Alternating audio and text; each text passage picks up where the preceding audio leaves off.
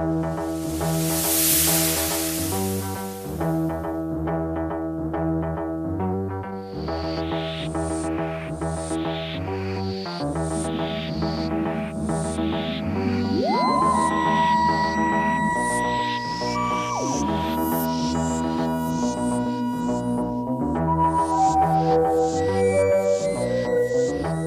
ladies and gentlemen, Nick here, and welcome to my review of the penultimate episode, or, story I should say, of Doctor Who Season 4, which is The Faceless Ones. This story is partly missing. There are 4 missing episodes, episodes 2, 4, 5 and 6, but the surviving episodes are available on the Lost in Time DVD. Those are 1 and 3.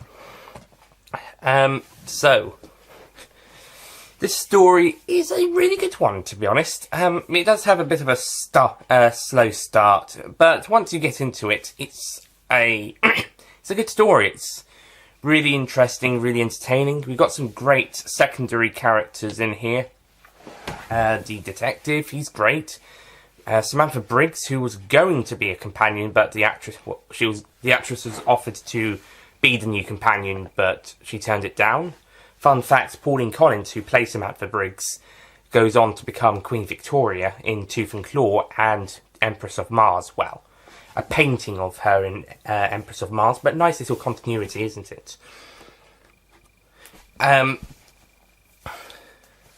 But I think Samantha Briggs is good. I've been listening to the 8th Doctor Lucy Miller Series 1 Adventures, 8th Doctor Adventures Series 1, from Big Finish, with Paul McGann and Sheridan Smith as the 8th Doctor and Lucy Miller.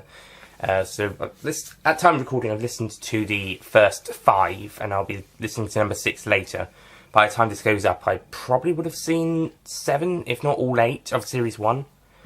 Heard, I should say. So, yeah, and Samantha Briggs reminds me of Lucy Miller. She's from Liverpool, and she can be slightly bitchy at some points, but she doesn't mean to be a nasty person. She's just a bit grumpy at some points, and she becomes very helpful in the story. So yes, Samantha Briggs just reminded me of Big Finish's Lucy Miller.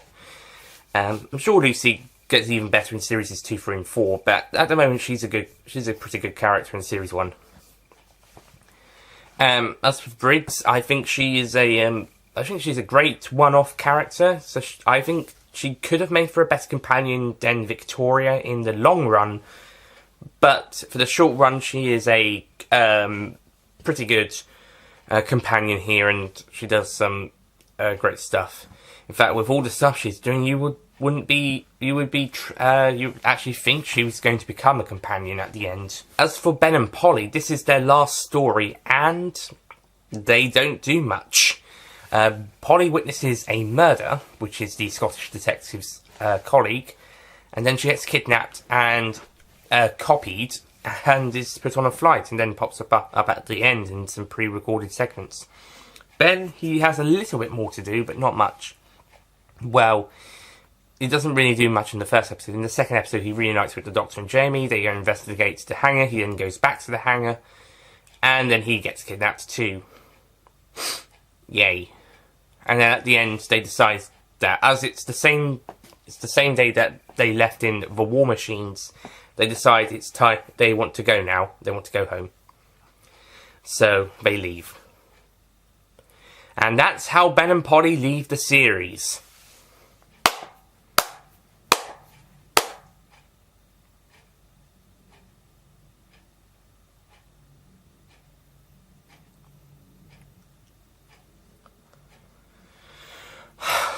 Well, it's not as bad as Dodo's exit, but it's still the next worst. This is a good story, but as Ben and Polly's last story, they're hardly used. Their contracts apparently were supposed to end in part 2 of the next story, The Evil of the Daleks, but the producers thought it'd be a good idea to actually have them, this being their last story, and actually have their contracts end at part 2, plus have some pre-recorded segments for part 6.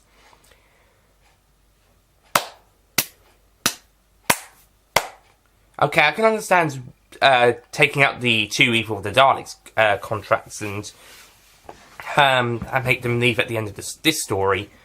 But why don't you let them be in the other 4 episodes? I don't understand. They should have been allowed at least 1 or 2 more.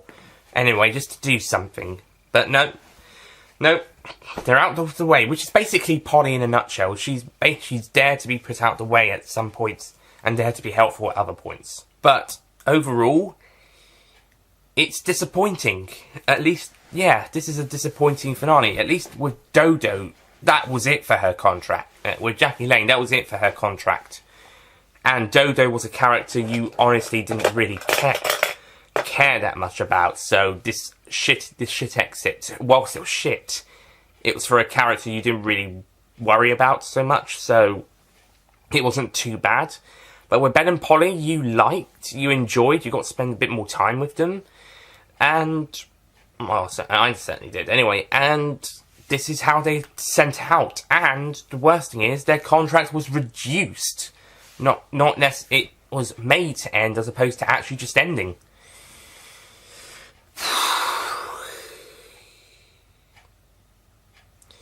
On the plus side, Jamie gets a bit more to do, along with Samantha Briggs and some of the other side characters. They do some good stuff, and the Doctor's definitely very good in the investigating. The first half is basic. They're not really with the authorities that much. The authorities are actually trying to get them, despite the Doctor trying to inform them of the murder and Chameleon Tools being up to something, but they think, oh, you're illegal immigrants.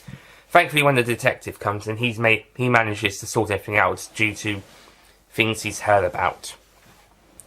The villains are actually pretty good and kind of creepy in a way. Captain Blade is a pretty good villain as his associates, but then he becomes a pretty good ally at the end when he turns the tables on his leader just to make sure that their race survives. We must survive.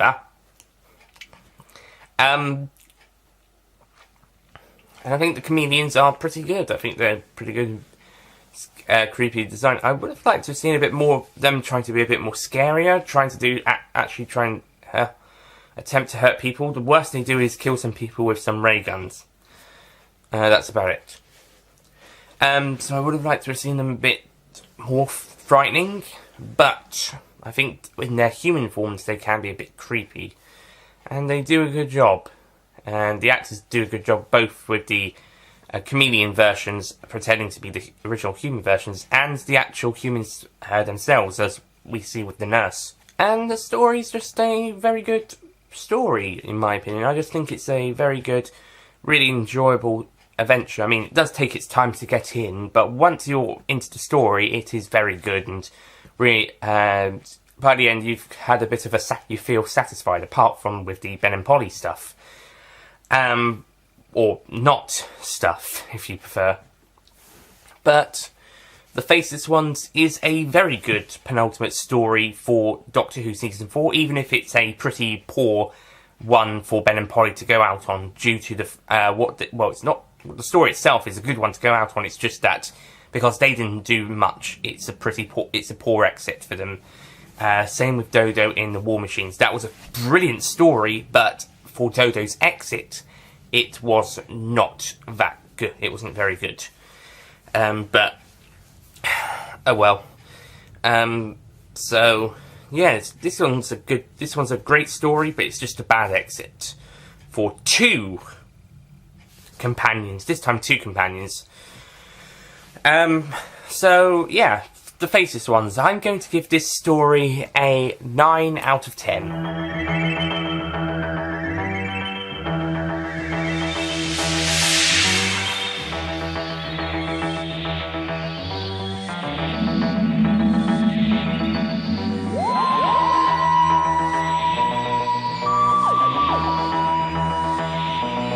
So yeah, The Faceless Ones, which has surviving episodes on this DVD, so I can flash it.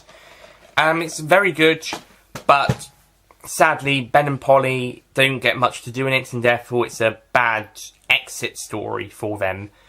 But the story itself is still really good, really entertaining, and well, once he gets into it, and has some great moments.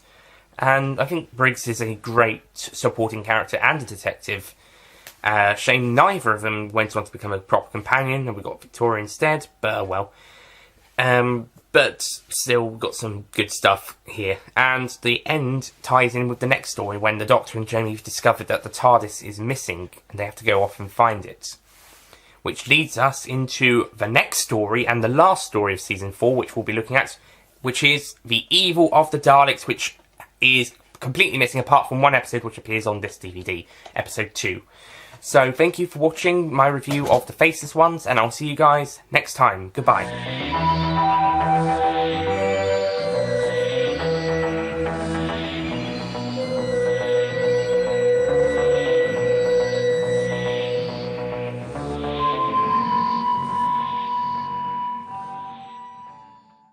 Don't forget to click below to subscribe to the official Nicholas Payne Retro YouTube channel. Excuse me.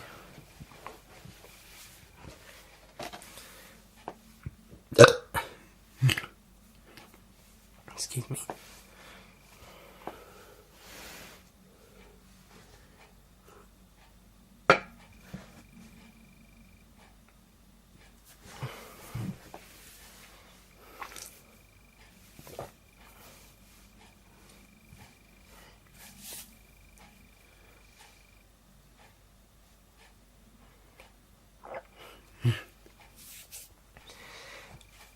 Anyway.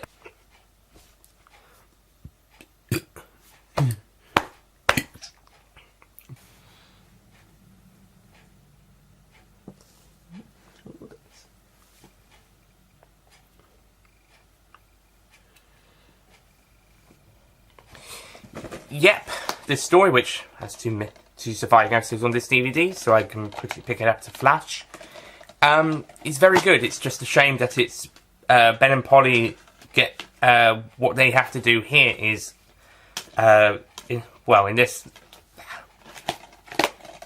So